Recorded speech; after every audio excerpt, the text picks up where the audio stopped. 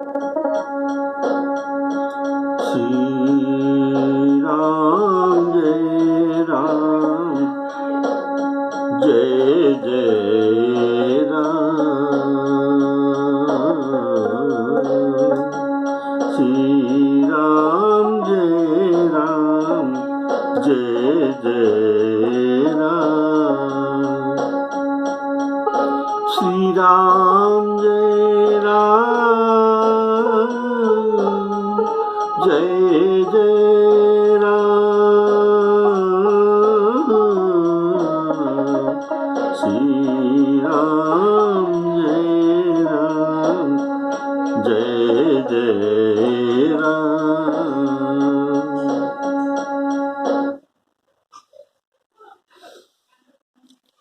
राम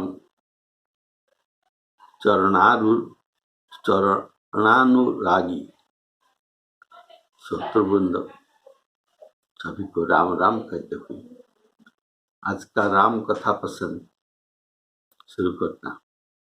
बोलिए सियावर रामचंद्र की।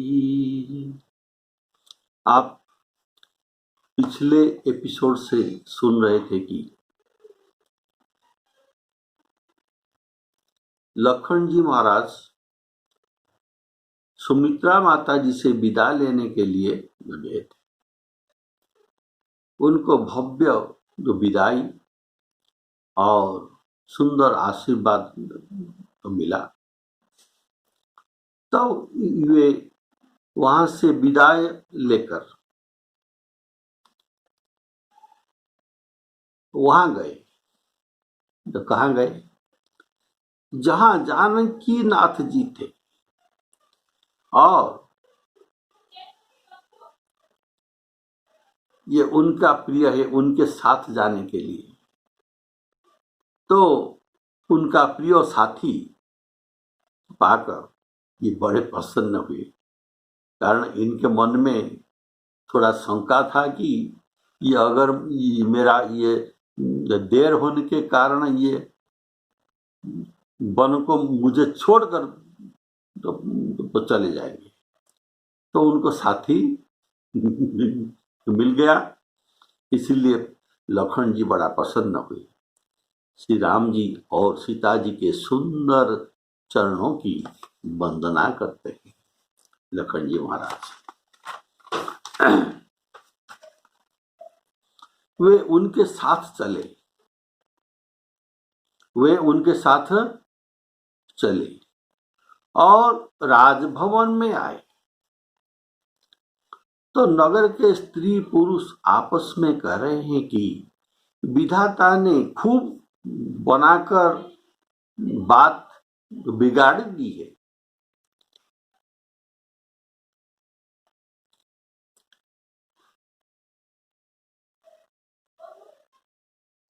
उनके शरीर दुबले और मन दुखी थे और मुख उदास हो गए थे। वैसे व्याकुल है जैसे शहद छीन ले जाने पर तो मधुमक्खी व्याकुल हो जाती, सब हाथ मल मल कर रहते हैं, सब हाथ मल रहे हैं और शील तो स्नेह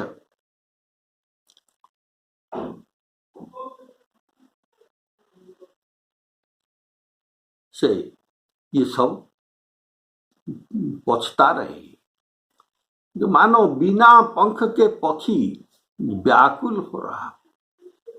राजद्वार पर बड़ी भीड़ हो रही है, सब लोग वहां इकट्ठा हुए हैं, कारण वहां से राम लखन जी का विदाई होगा।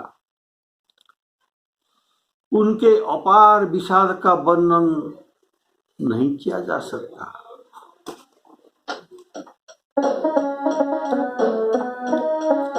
चले लखन जहां जानकी नाथ भे मन मुदित पाई प्रिय साथ बंदी राम सिया चरण सुहाइए चले संग नृप मंदिर आए कहीं परस पर पुर नर नारी भली बनाई विधि बात बिगारी तना कृष मन दुख बदन मलिने विकल मनहु माखी मधु छीने करमी जाई सिरुधुनी पछिताई जनु बिनु पंख विहंग अकुलाई भई बड़ी भीर भूप दरवारा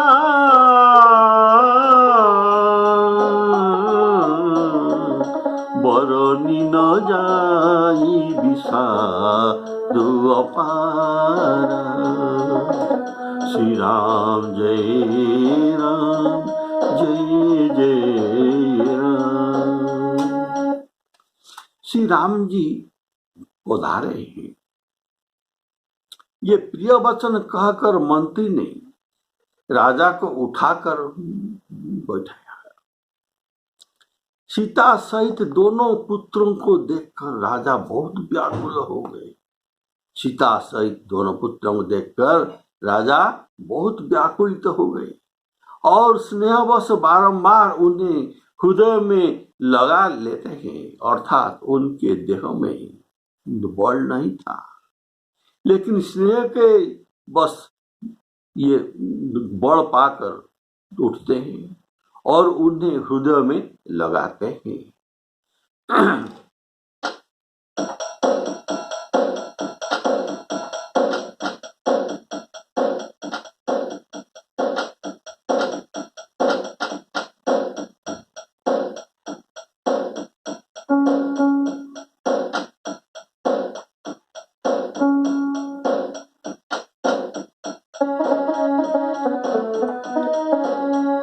सचिवस उठाई राउ बैठारे कही प्रिय वचन राम पगुधारे सिय सहित दौ तनय निहारी व्याकुल भयउ भूमि पति भारी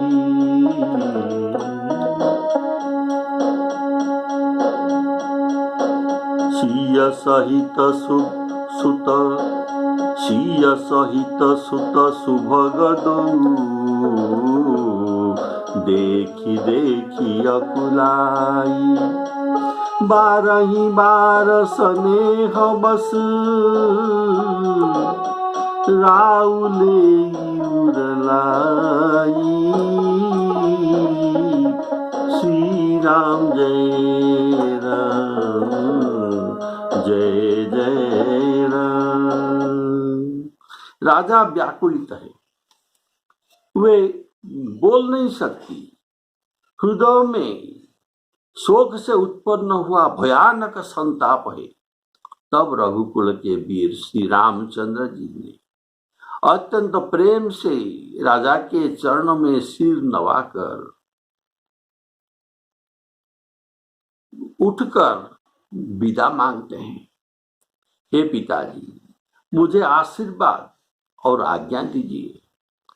हर्ष के समय में आप शोक किस लिए करते हैं?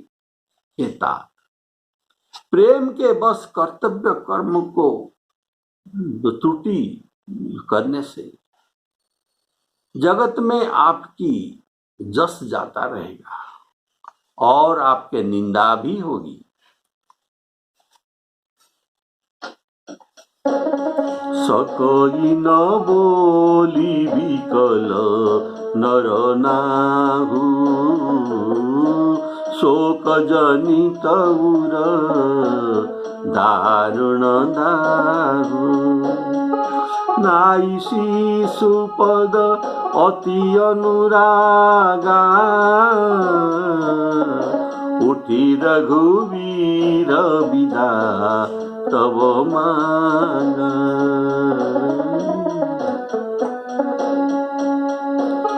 पितु अशीष आय सुमोहि दीजे,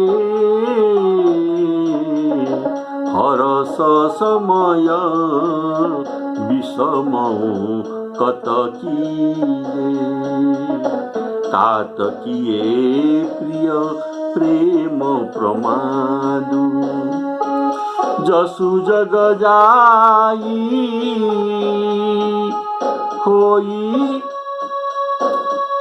अपवादु।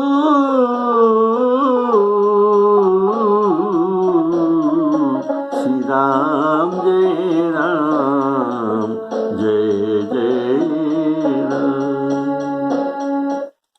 यह सुनकर राजा ने उठकर श्री रघुनाथ जी के बाहों पकड़ लिए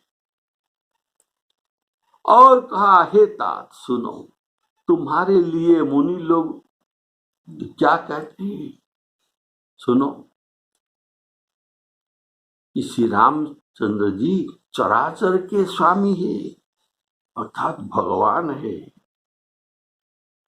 इसलिए जो मुनियों ने मुझे तो कहा था, सुनु नुपजा सुविमुख पछिताही, जासु भजन बिनु जरनी न जाई। भयउ तुम्हार तनय सोई स्वामी, राम पुनीत अंतर जामी। श्री राम जय राम जय जय राम। सुनो राम, शुभ और अशुभ कर्म के अनुसार ईश्वर हृदय में विचार कर फल देता है। जो कर्म करता है और जैसे कर्म करता है उनको वही फल मिलता है,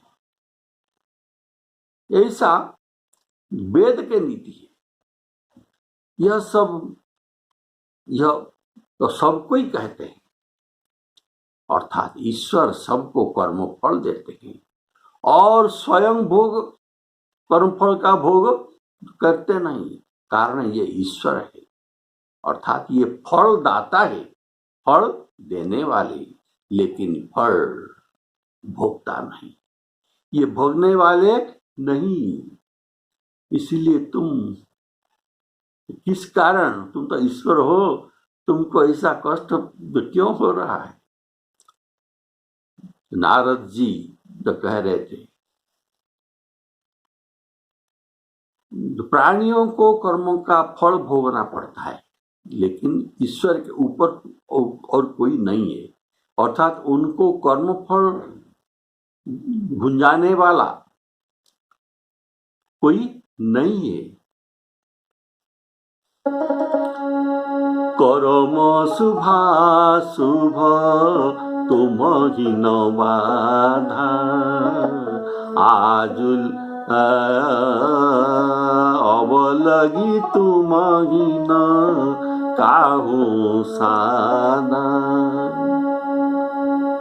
हमारे जो कर्म हम करते हैं, कठिन कर्म अर्थात ये खराब कर्म, उनके शुभाशुभ फल विधाता जानता है और ये हमको इसका फल देता है दुख और सुख के रूप में। कठि कर्म शुभा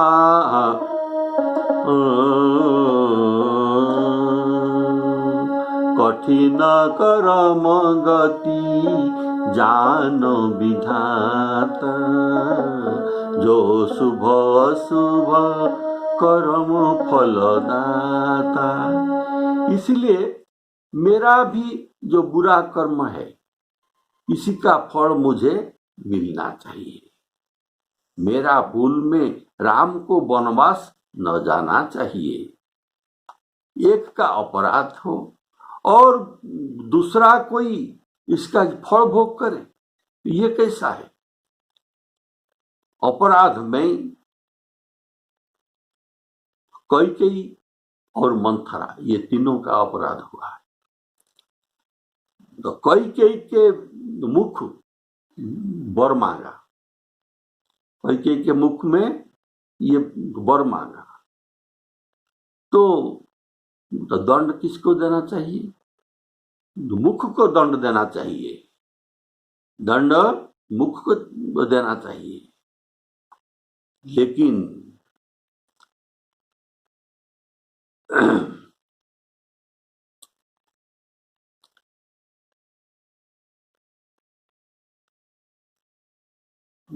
कैसा दंड देना चाहिए? तो मुख को कैसा दंड देना चाहिए ये बताते हैं। उनके मुख में कीड़ा पड़ जाना चाहिए, उनके मुख में कीड़ा पड़ जाना चाहिए और जीवा कट जाना चाहिए या टुकड़ा टुकड़ा हो जाना चाहिए। बर मांगत मन भई नहीं पीरा, गरी न जिया मुँह परे न कीरा। तो मुख को दंड न मिलकर आंखों को दंड क्यों मिलता है? कारण तुमको बन जाने देकर मेरा आंखों को कष्ट हो रहा है। मुख को कष्ट होना चाहिए लेकिन मेरे आंख को कष्ट होना चाहिए। अर्थात मुख अपराध किया है, उनको दंड देना चाहिए, आंखों को बेकार में दंड मिल रहा है। इसीलिए ईश्वर के गति अति विचित्र, कारण उनका कभी भूल भी नहीं होता।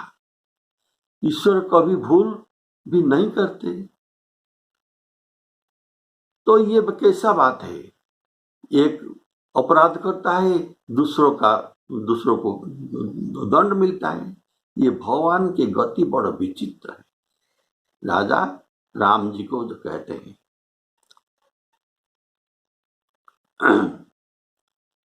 और मेरा कर्म फल को तुम क्यों अपने माथे पर ले रहे हो?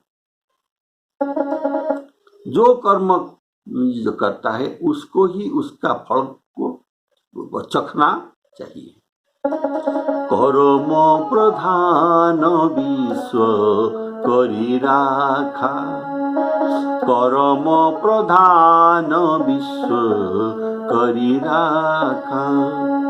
जो जस करई सो तस फल चाखा। श्री राम जय राम जय जय राम। कोई किसको सुख दे नहीं सकते, कोई किसको दुख भी नहीं दे सकते। तो सुख दुख हमारे पास कैसे आता है? ये हमारे कर्म का फल के स्वरूप हमारे पास सुख दुख आ जाता है। और जिसको हम निंदा कर रहे हैं, ये हमको सुख दिया या ये हमको वो दुख दिया, ये माध्यम थे, निमित्त मात्र थे। लेकिन सही अर्थ यह है कि हमारे कर्मफल ही हमको दुख दे रहा है। इसीलिए गीता में कहा गया है गहना कर्मण गति ही। इसलिए ये विचित्र चीज है।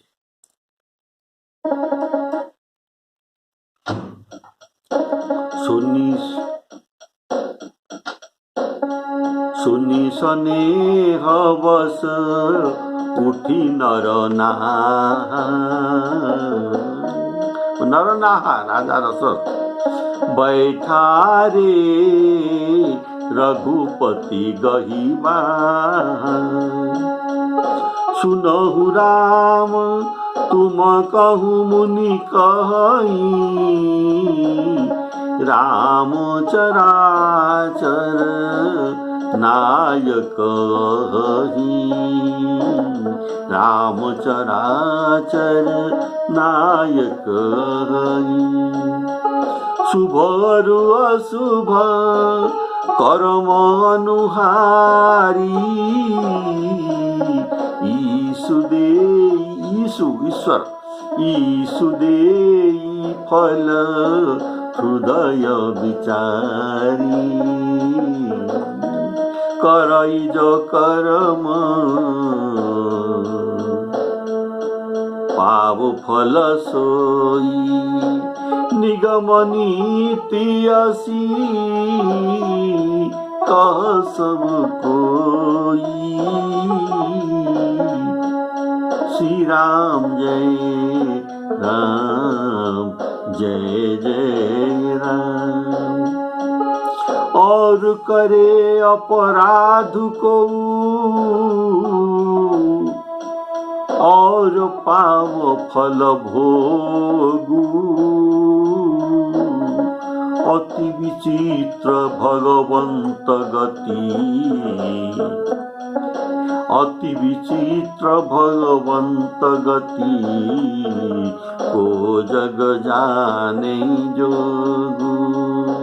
श्री राम जय राम जय जय राम।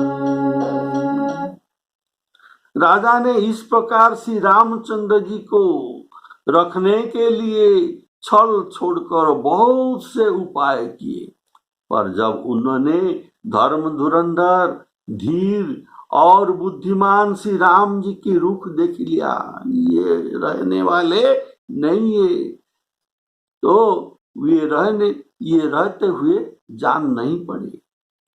तब राजा ने सीता जी को हृदय लगा लिया, कारण राम और सीता में कोई भिन्न नहीं है। अगर राम जी जैसे जड़ और तरंग में कोई भिन्न नहीं है, शब्द और उनके अर्थ में भी कोई भिन्न नहीं है, ऐसे सीता जी और राम जी के अंदर भी कोई भिन्न नहीं है। अगर राम जी चले जाएंगे तो सीता जी घर में रह जाएंगे, तो राजा के जीवन भी बच जाएगा। तो इसलिए सीता जी को हृदय में लगाते हैं और बड़े प्रेम से बहुत प्रकार शिक्षा दी। राजा ने कहा, वन में दुसह दुख है, वन का सब दुसह दुख कहकर सुनाए। फिर सास ससुर और पिता के पास रहने के जो सुख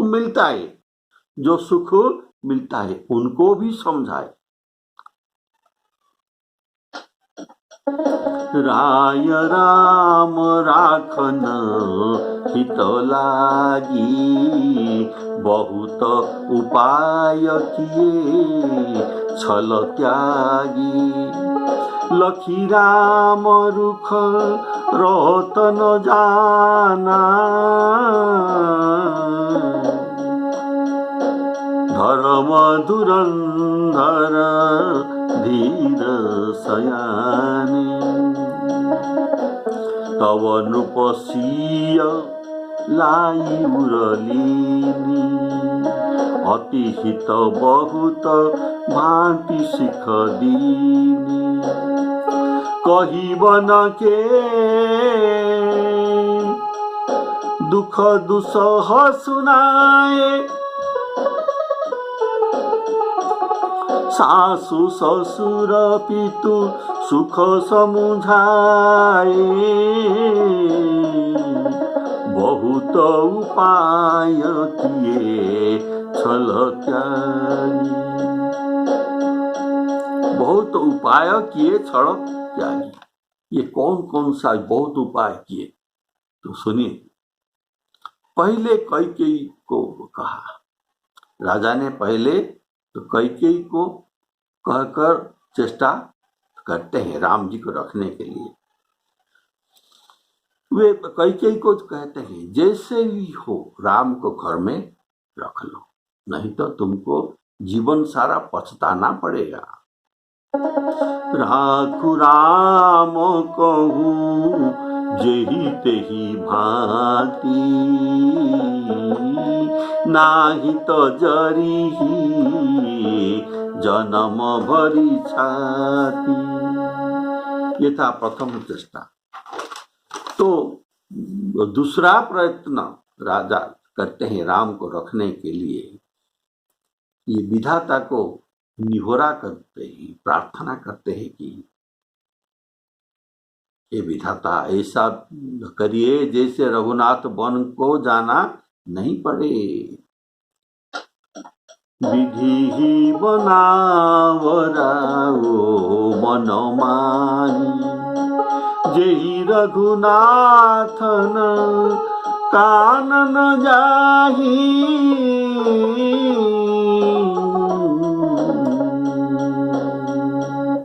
तीसरा प्रयत्न, ये सूर्य देवता को अनुरोध करते हैं आप उदय न होइए, और उदय हो जाने से कैकेयी राम जी को वन को भेज देगा, तो आप उदय होना नहीं चाहिए। राम जी आप जन्म के समय दो महीना आकाश में रहकर राम के जन्म उत्सव देख रहे थे, तो अभी आप वही आपने कैसे राम जी के वन गमन का दृश्य देख सकेंगे, इसीलिए आप उदय न होइए। उदय करहु जानी रवि रघुकुल गुरा, अवध बिलोकी शूल होई उरा। चौथे उपाय राजा करते हैं, शंकर भवानी को प्रार्थना करते हैं आप सबके हृदय में प्रेरणा देने वाले हैं, तो आप ऐसे प्रेरणा राम जी को दीजिए, ये मेरे लिए इनका स्नेह और शील को छोड़कर जबरदस्त राज को दखल करे और मुझे बंदी बना ले, मेरा बात को न माने, ऐसा उनको उनके बुद्धि में परिवर्तन कर दीजिए। ऐसा ये ईश्वर को मनाते हैं। तुम प्रेरक सबके हृदय, सोमति राम ही देहु, सोमति राम ही देहु। वचन मोर तजी रही घर, परिहरिशील स्नेहु। अंत में एक उपाय करते हैं, पंचम, राम जी को ब्रह्म कहते हैं, जो मुनियों से ये सुना है। देखो जो ब्रह्म को कोई कर्म फल ये नहीं लगता, ये कर्म बंधन में नहीं पड़ रहे हैं, नहीं पड़ते हैं, इसीलिए तुमको वन जाना नहीं चाहिए। आपका कोई बुरा कर्म नहीं हुआ कि आप बुरा बंधन में, ये कर्म के बुरा बंधन में आप भी नहीं पड़े। ऐसा भी उनको एक प्रयत्न किया। सुनहु तात तुम कहूँ मुनि कहानी, राम चराचर नायक अहि। और कहते हैं कि देखो, मैं तुमको राजा होने का वचन दिया था, सारे सभा में घोषणा किया था कि मैं राम जी को युवराज पद में अभिषिक्त करना चाहता हूं, तब सब एक ही साथ उनका अनुमोदन किए थे। तो ये पक्का संवाद है कि राम जी का राज्याभिषेक होना चाहिए था, ये मेरे वचन भी था। और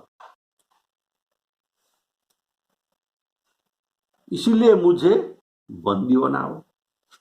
मैं अपना वचन पालन नहीं कर सका, इसीलिए मुझे तुम बंदी बनाओ। कारण मैं वरदान के मोहित है।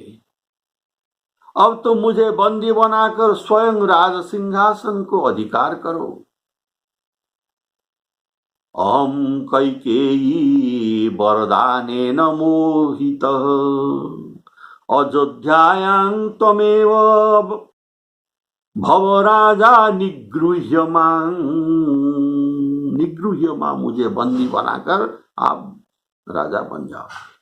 परंतु सीता जी के मन राम जी के चरण में अनुरक्त था, इसलिए राजा ने उनको जितना समझाया और वन का कष्ट सुनाया, तब उन्हें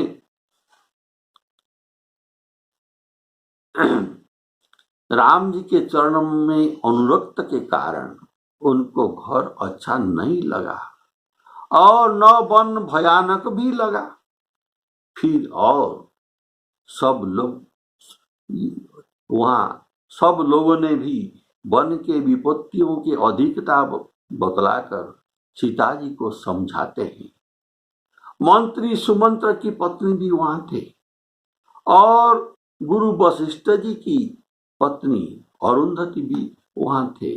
ये सब सीता को चतुर स्त्रियां ने स्नेह के साथ कोमल वाणी में समझाए।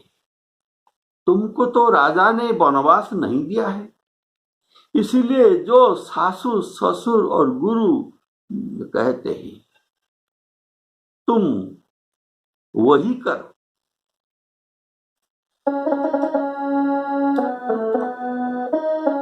सिय मनोराम चरण अनुरागा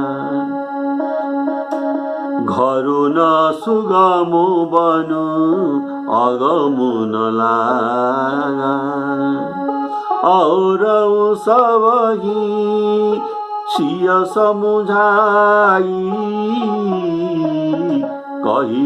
कही विपिन विपत्ति अधिकारी सचिव नारी गुरु नारी सयानी सहित स्नेह कहे मृदुवानी तुम कहून दीन बनवासु